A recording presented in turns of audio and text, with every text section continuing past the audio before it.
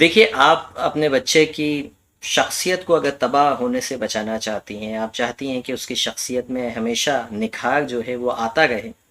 تو 3 کام جو ہے وہ آپ لازمی طور پر ان چیزوں کا خیال رکھیے۔ آپ پینسل سے لکھ لیجئے وہ 3 کام کیا ہیں جو آپ نے نہیں کرنے ہیں کبھی بھی۔ ایک تو یہ کہ بچے کو ہر وقت غلطیاں اس کی جو ہے نا تلاش کرتے رہنا، یا اس کی مسٹیکس کے اوپر زیادہ فوکس کرنا، اس کی صلاحیتوں پہ کم کرنا۔ بعض والدین جو ہے، میں ایسے کئی لوگوں کو جانتا ہوں، پیرنٹنگ سیمینارز کرتا ہوں، ہزاروں کی تعداد میں والدین کے ساتھ جو ہے میری ٹریننگز رہتی ہیں، اور اس میں یہی بات میں نے دیکھا ہے کہ زیادہ تر والدین جو ہے وہ بچوں کی خامیوں میں اتنا محب ہو جاتے ہیں کہ ان کا ایک تھاٹ پیٹرن بن جاتا ہے کہ بچے کی شکل دیکھ کے صرف اس کی شرارتیں یاد آتی ہیں، وہ یہ دیکھ رہے ہوتے ہیں ابھی کیا کر رہا ہے یہ شرارت، ٹھیک ہے؟ اور اسی طرح بچہ بڑا ہوتا رہتا ہے، والدین کا وقت گزرتا رہتا ہے، اور پھر بعد میں کبھی زندگی میں یاد آتا ہے کہ ہم نے اپنے بچے کی کبھی خوبیوں کے بارے میں تو سوچا ہی نہیں ہے۔ یہ وہ پہلی عادت ہوتی ہے جو بچے کی شخصیت کو تباہ کر دیتی ہے۔ بعض والدین تو باقاعدہ بچے کی غلطیوں کو جو ہے نا گنوا رہے ہوتے ہیں کہ تم نے یہ بھی کیا، تم نے یہ بھی کیا، تم یہ بھی کرتے ہو، تم فلاں کام کرتے ہو۔ آپ روزانہ اس کی شخصیت پہ منفی لیبل لگاتے چلے جاتے ہیں، ایک وقت آتا ہے کہ اس کی سیلف اسٹیم، اس کی خود اعتمادی اتنی ختم ہو جاتی ہے کہ اس کو لگتا ہے کہ میں چونکہ وہ شرارتیں ہی اس کے سامنے آتی ہیں، آپ کے الفاظ اس کے سامنے اسکرین پہ نظر آ رہے ہوتے ہیں، تو اس کا مائنڈ انہی کو فوکس کیا ہوا ہوتا ہے، اس کو پتہ ہی نہیں ہوتا، وہ بھول جاتا ہے کہ اس کے اندر شر کے ساتھ ساتھ خیر کا پہلو بھی اللہ رب العزت نے رکھا ہے۔ تو وہ اپنی صلاحیتوں کو پھر کیا ہوتا ہے، بھول جاتا ہے، کیونکہ روزانہ جس چیز کا پرچار ہوتا ہے اس کے سامنے، وہ اسی کو جو ہے وہ فوکس کرتا ہے، اور اپنے آپ کو ایک منفی شخص جو ہے وہ سمجھنے لگ جاتا ہے۔ ہم اسکول پڑھتے تھے، کچھ بچے اکثر یہ کہتے تھے ہم تو ہیں ہی ایسی بھائی، ہم تو روزانہ پٹنے آتے ہیں اسکول۔ کیوں؟ ان کو اتنی مرتبہ کہا گیا تھا ٹیچرز کی طرف سے، والدین کی طرف سے، کہ انہوں نے مان لیا تھا کہ ہم بنے ہی تقریب کاری کے لیے، ہمارا کام ہی صرف شرارتیں کرنا ہے، ٹھیک ہے؟ تو یہ کام آپ نہیں کیجئے کہ روزانہ ان کی اگر غلطی نظر بھی آئے نا، دیکھیے میں یہ کہیں نہیں کہہ رہا کہ غلطی ہی دیکھ کے آنکھیں بند کر لی جائیں، no I am not saying like this. غلطی دیکھیے، لیکن ہر غلطی کو گنوائے نہیں، غلطی کو دیکھ کر کس طرح یہ آپ کا آرٹ ہونا چاہیے کہ غلطی گنوائے بنا ہی اس کو آپ سدھار دیں۔ ایک اچھا لیڈر، جب ہم مینجمنٹ ٹریننگ کرواتے ہیں تو لیڈرشپ کی ایک کوالٹی یہ ہوتی ہے کہ لیڈر اپنی ٹیم میں ایک فالٹ دیکھتا ہے تو وہ جا کے بتاتا نہیں ہے تمہارے اندر یہ فالٹ ہے، وہ کہتا ہے کہ میں ایسا کیا سسٹم ڈیولپ کروں کہ یہ آٹومیٹکلی جو ہے وہ معاملہ حل ہو جائے، یہ جو ایٹیٹیوڈ خراب ہو رہا ہے امپلائیز کا یہ آٹومیٹکلی ٹھیک ہو جائے۔ وہ سسٹم کو بلڈ کرتا ہے، وہ ایک خاص پرٹیکولر امپلائی کو جا کے نہیں بولتا کہ تم جو ہے نا کل سے سدھر جانا، نو، وہ اپنے سسٹم کو امپروو کرتا ہے۔ بالکل اسی طریقے سے اگر بچے کے اندر کوئی مسئلہ آ رہا ہے تو جا کے اس کو بتانا کہ تم جو ہے وہ دیر سے اٹھتے ہو صبح، let suppose, no, don't tell ہم۔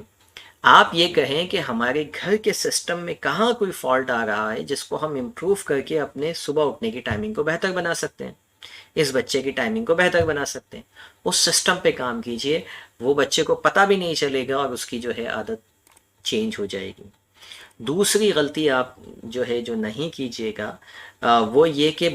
موازنہ کرنا چھوڑ دیں۔ جیسے ابھی آپ نے کہا میرا ایک بیٹا جو ہے وہ اتنا اچھا ہے، میری فلاں بیٹی اتنی اچھی ہے، یہ والا بیٹا اچھا نہیں ہے، یہ کمپیریزن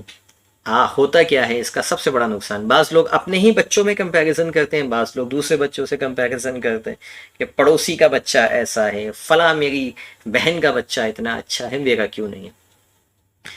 کمپیریزن سے سب سے معاملہ جو خراب ہوتا ہے، سب سے برا وہ یہ ہوتا ہے کہ آپ اپنے بچے کی خصوصیت کو فوکس کرنے کے بجائے دوسرے پہ آپ کا ذہن لگا رہتا ہے مستقل،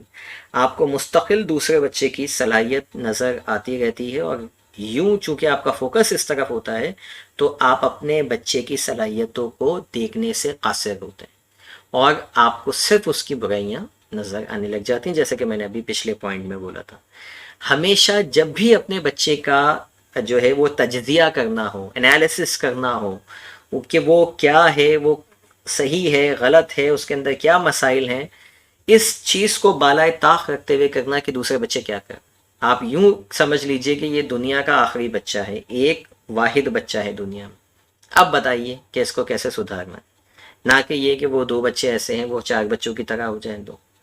इस बच्चे में सुधार लाना है तो सिर्फ और सिर्फ इसी के बारे में सोचना है, इसको दूसरों से कंपेयर नहीं करना, भले आपके दूसरे बच्चे कितने ही ओबीडियंट, कितने ही फर्माबरदार हो। तीसरा काम आपने ये करना है कि दूसरों की ऐनक से बच्चों को ना देखें अपने। कई लोग आपके पास आएंगे ओपिनियन लेके कि आपका बच्चा ऐसा है, आपका बच्चा वैसा है। स्कूल जब जाते हैं तो वो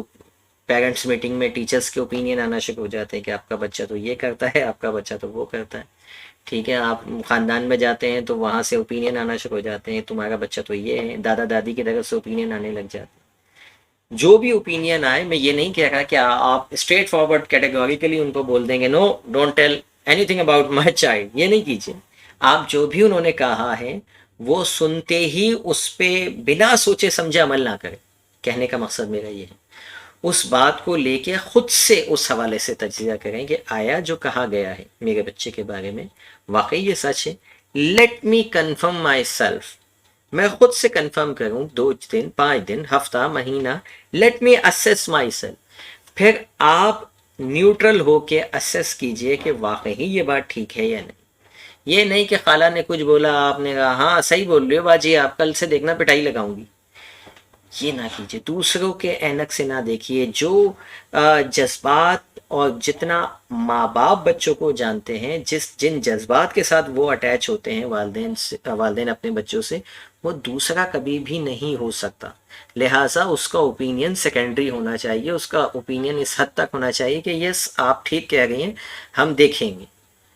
लेकिन फाइनल डिसीजन आपका अपना होना चाहिए। ये 3 बातों पर आपने लाजमी अमल करना है अगर आप अपने बच्चे की शख्सियत को तबाह होने से जो है वो बचाना चाहती हैं।